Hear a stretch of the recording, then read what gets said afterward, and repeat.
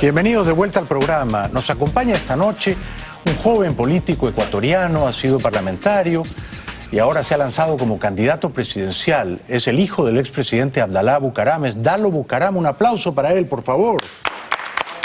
Gracias, Emito. Bienvenido, ¿cómo estás? Muchas gracias. Gracias, Emito, primero por la invitación y contento. Veo que tienes escenografía nueva porque Sí. te estuve viendo en YouTube. Gracias. Y felicitarte también por tu profesionalismo. Gracias, Llegaste, nos atendiste a todo con mucho cariño y eso habla muy bien de ti. Muchas ¿no? gracias. ¿Te acuerdas que nos conocimos en Panamá? Estaba jovencito. Pues. Sí. Tú eras futbolista en esa época. Jugaba al fútbol todavía, tenía ahí como 19 años, si mal no recuerdo. Y después me entrevistaste en Ecuador. ¿Cómo no? En Guayaquil, ¿verdad? En Guayaquil. Como futbolista, ¿cuál fue tu mejor año y en qué club crees que tuviste el mejor rendimiento? Llegaste a jugar en la Sub-20 de Ecuador, ¿verdad? Sí, y también en la Sub-23, una preselección de mayores corta que llamó el profesor Gómez. Yo creo que mi mejor año pudo haber sido el año 2003, que estuve curiosamente en Emelec porque soy hincha de Barcelona. Pero yo creo que fue el 2003. Y de ahí donde mejor me fue, siempre fue afuera. Cuando jugué en Chile, cuando jugué en Uruguay. No tenía tanta presión por este tema del apellido, que si jugaba era porque era hijo de Abdalá, si no jugaba era porque era malo, entonces... ¿Tú sientes que si no hubieras sido hijo de tu padre, hijo de Abdalá, hubieras podido tener una carrera futbolística más exitosa? Sí. Yo creo. ¿Te jugó en contra? Es que era muy difícil, ¿no? Estaba muy joven. Sí. Entonces entender el porqué de factores externos al deporte que se daban en mi carrera era muy difícil a los 19 años. Quizás ahora, si tuviera el físico de los 19, fuera mucho más fácil. ¿Qué edad tienes ahora, Dalo? Ahora estoy ya en marzo, en unos días cumplo 34. ¿Cuándo en marzo? 25 de marzo. 25 de marzo. Sí.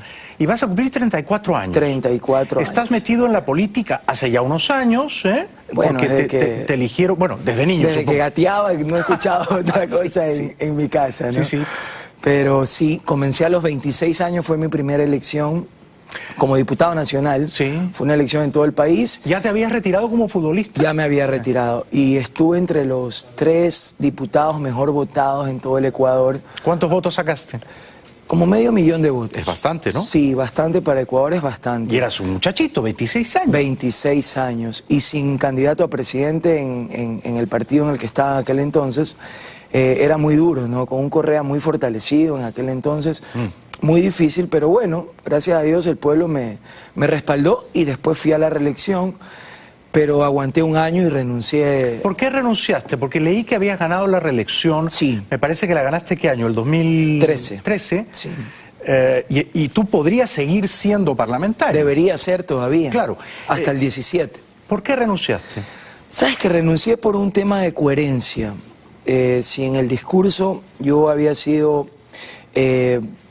un ferviente luchador de que la Asamblea o el Poder Legislativo no siga siendo un escenario donde se perpetúe el aniquilamiento de la libertad en el Ecuador, y venía una reforma que iba a permitir la reelección indefinida de los mandatarios.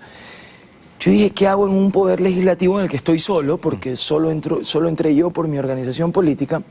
Tú eras el único de tu partido. Claro, calentando un puesto y cobrando un salario que no me permitían trabajarlo porque el gobierno tenía la mayoría absoluta en ese poder legislativo, pues, y se estaban cometiendo atrocidades en materia legal. ¿La tiene todavía? La tiene todavía hasta el 2017. Claro.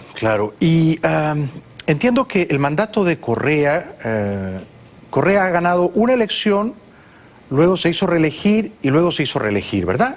Claro. Y entiendo que su mandato vence el 2017, pero él ha decidido ya no postularse a una nueva reelección, ¿verdad, Dalo? Sí, efectivamente.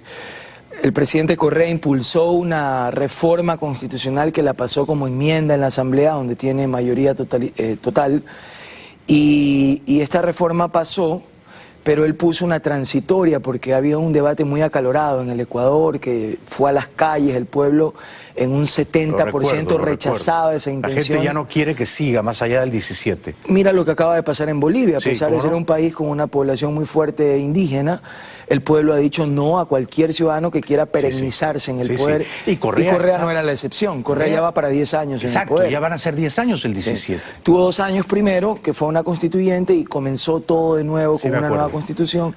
y agotó su reelección, puso una transitoria que lo inhabilita para el 2017, y yo creo que el Ecuador debe asumir eso, ¿no? Vi una entrevista tuya muy interesante aquí con JJ Rendón, y yo creo que él decía algo para Venezuela, pero que es totalmente aplicable en Ecuador y que ha sido mi posición.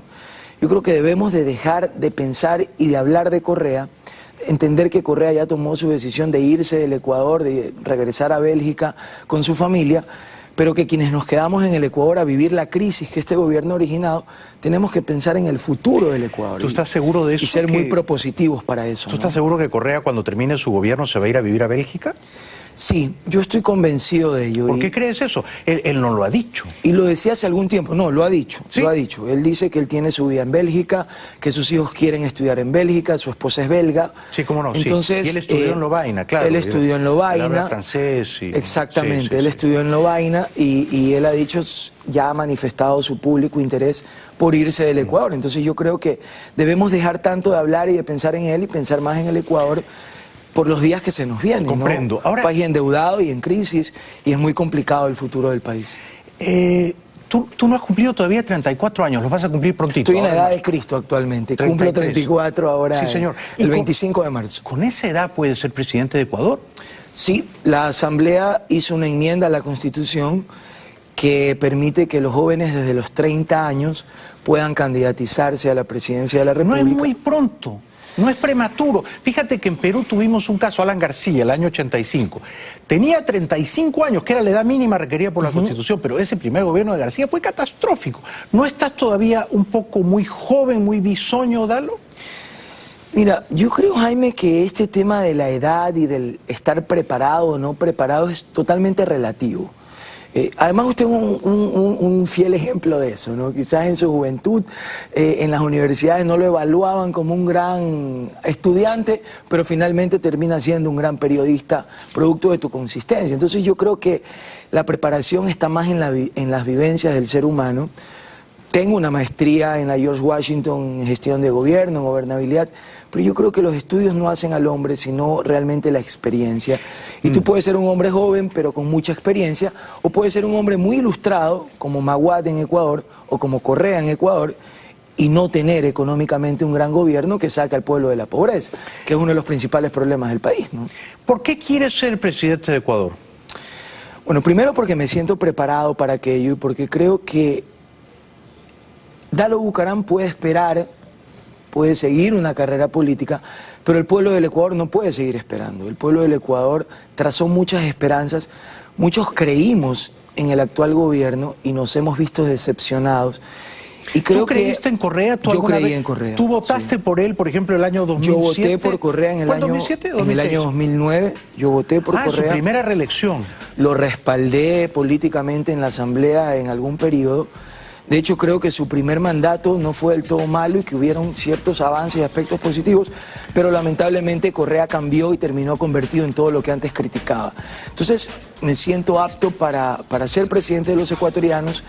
Tengo un recorrido, a pesar de mi juventud, interesante en la política y además creo que es la hora de un Ecuador sin odios, en el que con una visión renovada podamos unificar a los ecuatorianos y pensar más en la causa común que es el Ecuador, ver el bosque y no solo quedarse viendo el árbol.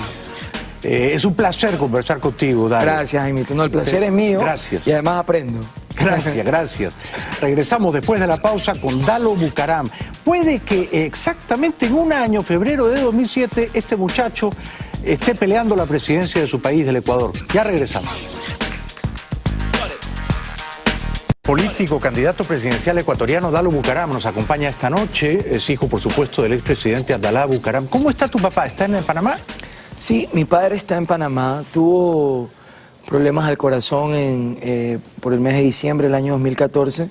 Gracias a Dios los ha superado y ya está bastante mejor y con tal cual tú lo conociste, muy efusivo, muy alegre como es él, ¿no? Sí, sí. Y ya lleva años viviendo en Panamá, ¿no? Bueno, va a cumplir 20 años. Sí. De hecho, en el 2017 se cumplen sus 20 años de exilio. De exilio. Tu padre tiene fama de loco. ¿Está un poco loco? Bueno, había un escritor que decía que los locos labran los caminos que luego los sabios transitan. Y extra micrófono tú me decías, yo te preguntaba que por qué no te candidatizabas en el Perú, y tú me decías, me ven como loco, y yo te digo, bueno, ya tienes una ventaja sobre el resto. Sabes que yo creo que todos tenemos algo de loco, y en algún momento somos incomprendidos, y quizás cuando somos incomprendidos es cuando más libres somos, ¿no? Y yo creo que Abdalá Bucaram no es la excepción, es un hombre auténtico, con virtudes, con errores como todos. Es mi padre, lo amo, siempre lo he dicho públicamente. ¿Lo admiras? Lo admiro como ser humano, como padre, creo que me ha enseñado muchas cosas. ¿Crees que fue un buen presidente? Yo creo que no tuvo tiempo para demostrarlo. Apenas duró 5 meses, ¿no? Sí. Duró apenas 5 meses, decía muchas cosas que después se hicieron, pero definitivamente políticamente somos diferentes, ¿no? Tenemos estilos diferentes, ideas diferentes, pero a nivel familiar pues el amor es inquebrajable, pues, ¿no? Claro, ¿te juega a favor o en contra ser su hijo? Digamos, él tiene fama de ser explosivo, irascible, de un temperamento volcánico. Me da la impresión de que tú no eres como él. Te he entrevistado en otra ocasión. A ti te veo más tranquilo, ¿eh? Más aplomado. Es difícil ser más explosivo que él. Sí. Es un poco difícil. Pero sí, es que cada persona es un mundo. Dicen que los hijos son flechas lanzadas al viento. Y eso solo lo entendemos cuando ya somos padres y entendemos mucho más a nuestros padres que cuando somos hijos. Entonces, yo tengo otra personalidad, tengo una personalidad propia. Y yo creo que en un inicio a mí me ayudó mucho ser hijo de Abdalá Bucaram porque te ahorra mucho camino, mucho gasto en cuanto a darte a conocer. Indiscutiblemente, la charla que voy a dar ahora, la exposición que tengo que hacer en el Miami-Dade College el día jueves 25, a la que estoy invitado, se llama El peso del apellido y trata un poco de esto, ¿no? El efecto Keiko Fujimori, mira cómo le pesó tanto a Jeb Bush que terminó declinando en su candidatura. Qué interesante, vas a dar una charla sobre jueves, eso, pasado sí, mañana. Este día jueves. ¿A qué hora? A las 9:15 de la mañana. El peso del apellido. El peso del apellido. Y ahí yo explico un poco precisamente esto, ¿no? Si tú tuvieras que resumir en una palabra, ¿qué es lo que más te distingue de tu papá? ¿Qué sería? Lo que más me diferencia de él, sí. Yo creo que nuestros estilos. Yo soy un hombre de un estilo diferente, como tú lo dices, soy más pausado, elegido un camino distinto de liderazgo. Sí. Y yo creo que cada quien tiene un liderazgo diferente. Eso es absolutamente normal. Claro, además, mira, mi experiencia, tú eres papá, tienes 4 hijos, yo soy papá, tengo 3 hijas. Tú tienes un hijo llamado como tú y como tu papá, ¿verdad? Sí, se llama Abdalá Jesús. ¿Qué edad tiene Abdalá? Tiene 7 añitos. Qué lindo, sí, qué lindo. Sí. Y los hijos siempre nos mejoran a los padres. Ya lo verás, los hijos padres, siempre nos mejoran. Y yo creo que los padres, en algún momento, nunca dejamos de ser hijos, pues, ¿no? Y te debe pasar a ti ahora, Jaime, que eres papá también, que tratas de sacar lo mejor que viste en tu papá y lo que no te gustó tratas de cambiarlo. Seguro. Es totalmente normal. Nadie es un clon exacto de la vida de su padre, ni somos réplicas de la vida de nuestros padres. ¿Discuten mucho políticamente tu papá y tú? Por ejemplo, cuando tú votaste por Correa en el año 2009, ¿él estaba furioso contigo? ¿Sabes que el hecho de tener estilos diferentes a veces nos hace tener visiones distintas? Y yo creo que hoy estamos viviendo una visión diferente. Mi padre hoy tiene un discurso mucho más acalorado, mucho más contradictorio con lo que está pasando hoy en el Ecuador. Sí. Y yo pues tengo una visión diferente, pero por eso siempre recalco que a pesar de tener visiones diferentes, nuestro amor familiar está intacto. Hoy pensamos diferentes en diferentes aspectos, mi candidatura obedece a una línea y visión distinta, pero eso no quiere decir que voy a pelearme con él ni que voy a marcar una distancia en lo familiar de él. Quizás en lo político tenemos visiones diferentes y eso es totalmente normal. De hecho, milita en el mismo partido. No, hoy ya no. Ah, ya no. El PRE, que fue el partido de mi padre, fue eliminado por Correa en el Consejo Nacional Electoral. Yo he creado un partido nuevo. Fuerza Ecuador, ¿verdad? Con nuevos actores, sí, Fuerza Ecuador, en la que hasta por un tema de contemporaneidad, propio de mi edad, está integrado por nuevos actores políticos, por nuevos dirigentes, por jóvenes, profesionales. Magnífico. Con una visión quizás hacia futuro, socialdemócrata, muy humanista, pero distinta. Te voy a echar algunos nombres, a ver quién crees tú que va a ser tu principal adversario el próximo año. En realidad me imagino que ya la campaña electoral comienza el segundo semestre de este año, las elecciones son en febrero del 2017. Bueno, ya está un poquito encendida en el Ecuador, seguro. ¿no? Ya hay 3 precandidatos, ¿Quiénes son los 3 precandidatos? Cuéntanos. Está Guillermo Lasso, que es un ex banquero que participó en el gobierno de Yamil Maguad y que hoy busca la presidencia del Ecuador. Ya fue candidato, ¿verdad? Ya perdió una elección. Perdió con Rafael Correa. Está el candidato que pone el gobierno, que aparentemente es el actual vicepresidente Jorge Glass. Está Dalo Bucaram, que ya es un precandidato formal a la presidencia de la República. Y Lenin Hurtado, que es de un partido Unidad Popular que existe en Ecuador. Claro, y hace honor a su nombre, digamos, Lenin es leninista, es de izquierda radical. Es leninista, extrema izquierda, un poco comunista y eso. Los alcaldes de Guayaquil, Nebot, y de Quito, Rodas, ambos opositores, ¿no se van a lanzar a la carrera? Bueno, Nebot lo ha descartado frontalmente, ha dicho que él es un hombre de palabra, que él no está para juegos y que no se va a candidatizar, y lo mismo ha dicho el alcalde Rojas. Bueno. Rodas, perdón, pero lo único seguro en política para mí es que nada es seguro. Y que se lancen todos los que quieran. Yo creo que la democracia implica ello y ojalá podamos tener mayor diversidad de opciones y que gane el mejor. Álvaro Noboa, que ha sido tantas veces candidato, ¿se lanzará de nuevo? Tiene 65 años y dinero no le falta. Bueno, Alvarito actualmente no tiene partido. Su partido fue eliminado también. Ha anunciado su interés por participar en las próximas elecciones, pero no tiene partido para poder candidatizarse porque la ley implica que sea por un partido o movimiento nacional. ¿Qué número te asignan las encuestas? Bueno, las últimas que revisé, las del gobierno me ponían como 8 o 9%. Hace un mes me ponían el 0%.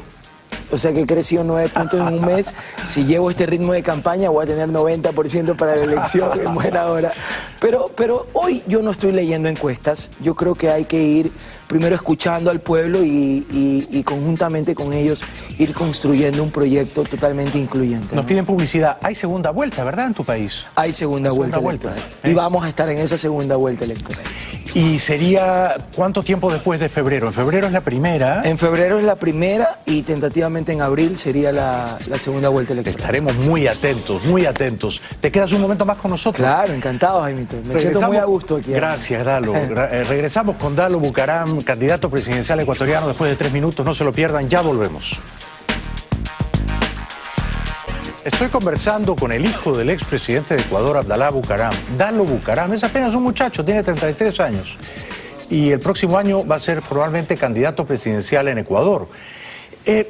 Correa, si tú lo tuvieras que calificar del 0 al 10, ¿qué nota le pondrías a Correa? Ay, difícil pregunta. Yo creo que un 5. Yo creo que un 5 porque, repito y lo he dicho en todos los medios de comunicación, la nueva política implica ser honesto y reconocer las virtudes de tu rival. Yo creo que Correa tuvo un muy buen primer periodo.